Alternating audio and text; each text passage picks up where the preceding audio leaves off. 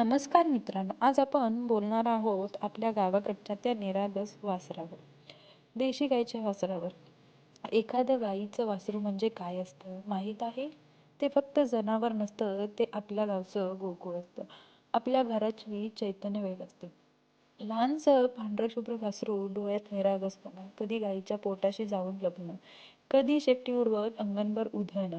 तो गोड लढीवाळ आवाज, तो लोभस खेळणं बघताना मन उचकाळत जातं. आपणही असंच लहानपणी कधी आईच्या पदराला धरून फिरायचो, कधी तिच्या कुशीत लपायचो.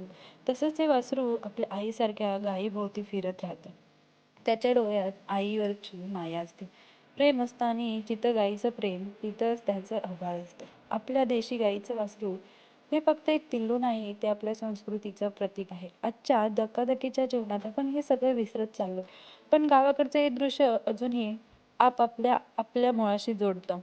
जिथं आई वासराचं नातं शाबूत असतं, तिथं प्रेम टिकून असतं आणि जिथे प्रेम टिकतं तिथं नात्याचा गोडवा असतो.